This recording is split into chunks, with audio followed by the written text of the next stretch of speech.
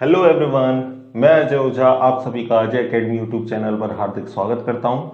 तो बच्चों, क्वेश्चंस की सीरीज में हम चल रहे हैं। तो आज हम स्ट्रक्चर ऑफ एटम्स के टॉप 10 क्वेश्चन करने वाले हैं जो प्रीवियस एग्जाम, नीट, आईसीआर इत्यादि में पूछे गए हैं। ठीक है ना, बने रहिए मेरे साथ। बाकी भी हर कंपटीशन जिसका भी आप दे रहे हो, और अगर ये टॉपिक आपके सिलेबस में है तो बहुत इंपॉर्टेंट क्लास होने वाली है। ठीक है, चलो पहला क्वेश्चन देखते हैं।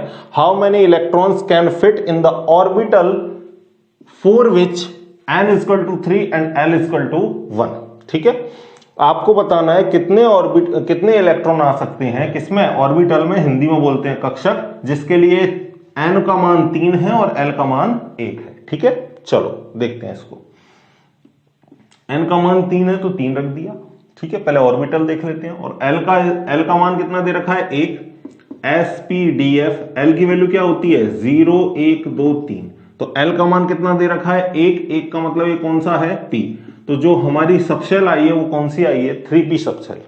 अब बच्चे गलती क्या करते हैं कि 3p सबशेल देखते हैं कि P आ रहा है तो P में मैक्सिमम इलेक्ट्रॉन कितने आते हैं, 6, तो 6 को टिक कर देंगे। लेकिन याद रहे उसने यहाँ सबशेल नहीं बोला, उसने क्या बोला है, यहाँ ऑर्बिटल। 3p में कितनी ऑर्बिटल होती है, 3 होती है। कौन कौन सी, px, py और pz। और एक ऑर्बिटल में कितने इलेक्ट्रॉन आ सकते हैं, 2। तो इसका करेक्ट आंसर क्या होगा, A। ठीक है, दूसरे क्वेश्चन को देखो।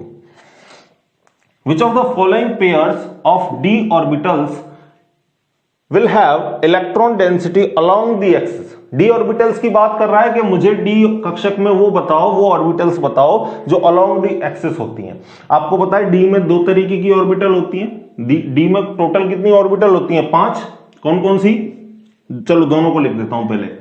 वो जो बिटवीन दी एक्सिस है और वो जो along दी एक्सिस है। बिटवीन दी एक्सिस यानी अक्ष के मध्य में, अलोंग दी एक्सिस का मतलब अक्ष के समानांतर। ठीक है, बिटवीन दी एक्सिस कौन कौन सी होती हैं, dxy, dyz और dzx। अलोंग दी एक्सिस कौन सी होती हैं, dx² y² और dz²। तो अलोंग दी एक्सिस पूछ रहा है तो ये दोनों ऑर्बिटल होंगी। कौन से ऑप्शन में मिल रहा है, इसमें नहीं है, इसमें भी नहीं है, इसमें मिल गया dx² y² और dz²। तो ऑप्शन कौन सा होगा, सी। ठीक है, रेडियल नोड बतानी है आपको किसमें, 3s में और 3p में। ठीक है, 3s में कितनी रेडियल नोड होगी और 3p में कितनी रेडियल नोड होगी। अब यहां पे ये क्वेश्चन बहुत इंपॉर्टेंट है क्योंकि बच्चे कंफ्यूज होते हैं यहां पर। देखो मैं 2 चीजें बताऊंगा आपको। अगर आपसे रेडियल नोड बोले या आपसे नोडल सरफेस बोले या आपसे केवल नोड बोले तो आप कौन सा फॉर्मूला लगाओगे, n - l - 1। याद रखना क्या क्या बात बताई मैंने। रेडियल नोड बोले, नोडल सरफेस बोले या अकेला नोड बोले तो आप फॉर्मूला लगाओगे n - l - 1। और अगर आपसे एंगुलर नोड बोले, अगर क्या बोले, एंगुलर नोड या आपसे बोले नोडल प्लेन, तो याद रहे आप ये लगाओगे, ये नोडल प्लेन और एंगुलर नोड बराबर होगा किसके, एल के, एज़िमुथल क्वांटम नंबर के। ठीक है, तो आपसे रेडियल नोड पूछ रहा है तो हम पहले वाला फॉर्मूला लगाएंगे। एन की वैल्यू कितनी है इसके लिए, 3। तो चलो इसको यहां कर लेते हैं, 3s। एन की वैल्यू कितनी है, 3। ठीक है, माइनस क्या आ रहा है, एल। और एल के लिए, एस के लिए एल की वैल्यू कितनी होती है, 0। अरे भाई एस है ना, तो एस के लिए एल की वैल्यू कितनी है, 0। तो 0 रख दो। माइनस कितना दे रखा है, 1 कर दो। तो 3 में से 1 गया, कितने आएंगे, 2। अब किसके लिए देख लो, 2p के लिए देख लो। 2, n का मान 2 और p के लिए l का मान कितना है, 1।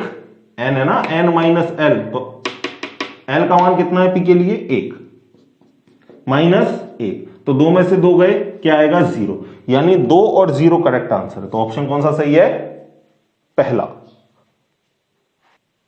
अगला क्वेश्चन देखो हमारा, the number of d electrons in Fe+2, जिसका एटॉमिक नंबर कितना दे रखा है, 26। ठीक है ना, is not equal to the number of electrons in which one of the following. ठीक है, क्वेश्चन को समझो, क्या कह रहा है कि Fe+2 में जितने इलेक्ट्रॉन d के हैं उतने इलेक्ट्रॉन इनमें से किसके मैच नहीं कर रहे, ये आपको बताना है। ठीक है, यानी d में पहले कितने इलेक्ट्रॉन होते हैं ये हम चेक कर लेते हैं Fe+2 के लिए। फिर जैसे जैसे ये ऑप्शन बता रहे हैं उनमें हम चेक कर लेंगे। अगर इलेक्ट्रॉन सेम आ रहा है तो वो सही है, लेकिन हमको कौन सा छांटना है, वो ऑप्शन छांटना है जिसमें इलेक्ट्रॉन इक्वल नहीं आ रहे। ठीक है। तो पहले सबसे पहले देखते हैं Fe+2 में कितने हैं इलेक्ट्रॉन। Fe+2 का क्या होगा, ठीक है, आर्गन 3d6 4s2 ये होता था, +2 लग रहा है तो 2 इलेक्ट्रॉन हटाने, यानी s के तो कितने हो गए 0, केवल किसकी बात हो रही है d की। वैसे भी यहां पे इसने बोल रखा है साफ साफ d इलेक्ट्रॉन की बात हो रही है, तो d में इसके कितने इलेक्ट्रॉन है 6 इलेक्ट्रॉन। अब जिसमें भी 6 इलेक्ट्रॉन आ रहे होंगे वो तो ऑप्शन सही है, जिसमें 6 इलेक्ट्रॉन नहीं आएंगे वो ऑप्शन हमारा गलत हो जाएगा, ठीक है। तो s इलेक्ट्रॉन चेक करने हैं किसमें, मैग्नीशियम में, और मैग्नीशियम का एटॉमिक नंबर दे रखा है कितना 12, तो मैग्नीशियम में चेक कर लेते हैं हम, ठीक है, 1s2 2s2 2p6 3s2। सिर्फ और सिर्फ किसके चेक करनी है, s ऑर्बिटल के चेक करने, s सबशेल के। तो यहां पर s में 2 इलेक्ट्रॉन, यहां भी s में 2 इलेक्ट्रॉन, और यहां 3s में 2 इलेक्ट्रॉन, तो 2 और 2 4 और 2 6, इसमें भी s के कितने इलेक्ट्रॉन आ गए 6, तो ये ऑप्शन तो सही है। p में देखो, p electrons in chlorine, chlorine का एटॉमिक नंबर दे रखा है 17, क्लोरीन का कितना दे रखा है 17, इसमें चेक कर लो 1s2 2s2 2p6 3s2 3p5, ठीक है, क्योंकि क्लोरीन का 17, 10 और 7 17, ठीक है। अब इसमें कौन सा ऑर्बिटल चेक करना है, p, ठीक है, तो p चेक कर लो आप, कोई सा भी लास्ट वाला ले लो आउटर शेल का। तो इसमें p में कितने इलेक्ट्रॉन आ रहे हैं भाई 5, तो 5 इलेक्ट्रॉन आ रहे हैं, तो ये 6 के बराबर नहीं है, और वैसे भी पूरे भी जोड़ोगे तो 6 और 5 कितने आ रहे हैं 11, 6 इसके 5 इसके, तो ये भी किसके इलेक्ट्रॉन के बराबर नहीं है, 6 इलेक्ट्रॉन के बराबर नहीं है। तो ऑप्शन हमारा गलत वाला कौन सा है, बी, यानी इनमें हमारा करेक्ट ऑप्शन है बी, ठीक है। इसमें चेक कर लो, चलो आपको देखना है FeZ बराबर 26, तो अभी अभी हमने बताया कि आयरन में तो 26 होते ही है डी में। p electron in neon, neon में चेक करोगे तो क्या आएगा 1s2 2s2 2p6, नियोन का 10 ही तो होता है भाई, तो यहां भी देख लो p में कितने इलेक्ट्रॉन आ रहे हैं 6, तो ये ऑप्शन में भी 6 इलेक्ट्रॉन है, इसमें भी 6 इलेक्ट्रॉन है, इसमें भी 6 इलेक्ट्रॉन है, 6 इलेक्ट्रॉन किसमें नहीं है, बी में, ठीक है। The correct set of 4 quantum number for fourth electron of beryllium, beryllium के चौथे इलेक्ट्रॉन के लिए चारों क्वांटम नंबर्स का आपको सही सेट बताना है। तो सबसे पहले बेरिलियम का आपको लिखना है इलेक्ट्रॉनिक कॉन्फ़िगरेशन, और इसका एटॉमिक नंबर कितना होता है 4, तो क्या आएगा भाई 1s2 2s2, ठीक है। तो इसके लिए हमें क्या सेट करना है, चौथे इलेक्ट्रॉन के लिए, यानी दूसरा इलेक्ट्रॉन तो इसमें है, तीसरा और चौथा इलेक्ट्रॉन किसमें होगा 2s2 में, यानी जो सारी बातें हो रही हैं वो इस इलेक्ट्रॉन के लिए हो रही है, चौथे इलेक्ट्रॉन के लिए, ठीक है। तो n का मान हमको दिख रहा है, कितना दे रखा है 2, l का मान हमको पता है SPDF, अभी अभी मैंने आपको बताया l का मान क्या होता है 0 1 2 3, s के लिए l का मान कितना होता है 0, तो l की वैल्यू कितनी हो जाएगी 0, m की वैल्यू कहां से कहां तक होती है -l, 0 से लेके +l तक, तो जब l की वैल्यू 0 है तो m की वैल्यू भी कितनी होगी 0। s क्या होता है स्पिन, क्लॉक के लिए +12 और एंटी क्लॉक के लिए -12, तो एंटी क्लॉक दे रखा है तो क्या होगा -12, ठीक है। यानी करेक्ट सेट हमारा कौन सा आ गया 2 0 0 -12, 2 0 0 -12, ऑप्शन कौन सा सही है सी, ठीक है। अगला देखो, the angular momentum of electron of the fourth orbit of atom, ठीक है। एंगुलर मोमेंटम निकालना है किसके लिए, चौथी कक्षा के लिए, चौथी कक्षा का मतलब n बराबर कितना दे रखा है आपको 4, और एंगुलर मोमेंटम का फॉर्मूला क्या होता है NH/2π, क्या होता है NH/2π, ठीक है ना। तो यहां पर n की वैल्यू कितनी दे रखी है आपके लिए 4, तो 4h/2π, तो 2 से 2 गया कितनी बार 2 बार, तो 2h/π आंसर है आपका। ऑप्शन कौन सा सही है बी। अगला क्वेश्चन है हमारा the orbital angular momentum of electron in d orbital is equal to, ठीक है। ऑर्बिटल एंगुलर मोमेंटम निकालना है आपको, जिसका फॉर्मूला क्या होता है, देखो इसका फॉर्मूला होता है h/2π √L ठीक है, और h कट या h बार भी कह सकते हो इसको, ये किसके बराबर होता है h/2π के। तो आप फॉर्मूला ऐसे भी लिख सकते हो √L+1 h कट, या इसको h बार भी बोलते हैं, ठीक है।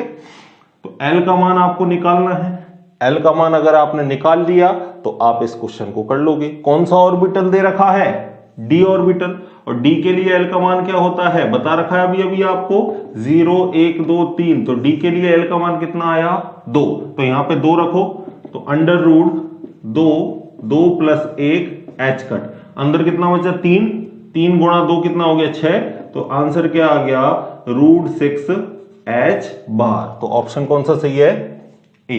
ठीक है, अगला देखो, what is the maximum number of orbital. क्या पूछ रहा है आपसे, मैक्सिमम नंबर ऑफ ऑर्बिटल पूछ रहा है। That can be identify with the following quantum numbers. ठीक है, इस क्वांटम नंबर में कितने मैक्सिमम ऑर्बिटल होंगे ये आपसे पूछ रहा है। ठीक है, तो देखो, देखने की बात इसमें डायरेक्ट थी कि m का मान 1 दे रखा है और m का मान क्या बताता है, ऑर्बिटल के ओरिएंटेशन को, यानी कहने का मतलब ऑर्बिटल्स को बताता है। और जब m की वैल्यू 1 ही दे रखी है तो ऑर्बिटल्स कितना आएगा, 1। ठीक है, वैसे भी आपको मैं दिखाता हूं, n का मान 3, l का मान 1, तो ऑर्बिटल कौन सा होगा, 3p। भाई l का मान 1 किसके लिए होता है, p के लिए। ठीक है, n का मान 3 दे रखा है तो 3p है, और m का मान कितना दे रखा है, 0। और आपको बताया p में कितने ऑर्बिटल होते हैं, 3, px, py और pz। ठीक है, अब यहां पे आपको पता है कि जो m का मान है वो कहां से कहां तक चलता है, -l से लेके 0 और फिर +l तक। और l का मान कितना दे रखा है, 1, तो m के मान कितने होंगे, -1, 0, +1। लेकिन m के इसने 3 मान नहीं दिए, केवल और केवल कितना दिया है, 1 मान। तो 1 मान इसमें 0 किसके लिए होगा, pz के लिए। तो जो 0 है वो केवल एक ही ऑर्बिटल के लिए होगा। अगर ये तीनों दे देता है इस तरीके से, -1, 0, +1, तो हमारा आंसर कौन सा होता, 3। लेकिन इसने m की एक ही वैल्यू दी है, इस वजह से आंसर भी कौन सा होगा, 1। Calculate the energy in joule. Joule में आपको एनर्जी कैलकुलेट करनी है। ठीक है, corresponding to light of wavelength. ठीक है, जिसकी वेवलेंथ कितनी दे रखी है, 45 नैनोमीटर। ठीक है, तो आपको एनर्जी कैलकुलेट करनी है। एनर्जी का फॉर्मूला क्या होता है, E = h न्यू, और न्यू बराबर क्या होता है, c/λ। तो रख दो E = hc/λ का। लाइट की वेलोसिटी कितनी होती है, 3 × 10⁸ मीटर पर सेकेंड। ठीक है, h कितना होता है, h की भी वैल्यू रखो, 6.62 × 10⁻34 जूल सेकेंड। यूनिट रखनी है आपको, यूनिट के साथ में क्वेश्चन को करना है, नहीं तो गलत हो जाएगा इस तरीके का क्वेश्चन, मैं आपको बता रहा हूं। अपॉन लैम्डा, लैम्डा कितना दे रखा है, 45 नैनोमीटर। नैनोमीटर का मतलब क्या होता है, 10⁻⁹। ठीक है, तो यहां रखो 45 × 10⁻⁹ मीटर। अब मीटर से मीटर गया, सेकंड से सेकंड इनवर्स गया, आंसर किसमें आएगा, जूल में। जब इसका जोड़ बाकी गुणा भाग करोगे तो इसका आएगा 0.442 × 10⁻70। ठीक है, अब डेसिमल को आप राइट हैंड साइड ले जाओगे तो वैल्यू किसमें आएगी, एक माइनस में। अरे माइनस में आती है ना, बता रखा है मैंने प्रीवियस क्लास में। तो माइनस का एक और बढ़ेगा तो कितने हो जाएंगे, 18, यानी ऑप्शन कौन सा आएगा, डी। ठीक है, principal quantum number, azimuthal, magnetic quantum number respectively related with. ठीक है, तो आपको याद रखना है, अच्छा क्वेश्चन है ये। प्रिंसिपल क्वांटम नंबर बताता है साइज को। ठीक है, एजिमुथल क्वांटम नंबर बताता है शेप को, और मैग्नेटिक क्वांटम नंबर बताता है ऑर्बिटल्स के ओरिएंटेशन को। तो सही ऑप्शन कौन सा है इसमें, option 1, principal size, azimuthal shape और मैग्नेटिक ओरिएंटेशन को। ठीक है, याद रखना। तो यहां स्ट्रक्चर ऑफ एटम के हमारे टॉप 10 क्वेश्चन हो गए। आगे की क्लास में जो मैं आपको क्वेश्चन करवाऊंगा वो होंगे पीरियोडिक टेबल के लिए। तो तब तक पढ़ते रहिए, जुड़े रहिए हमारे साथ। Thank you.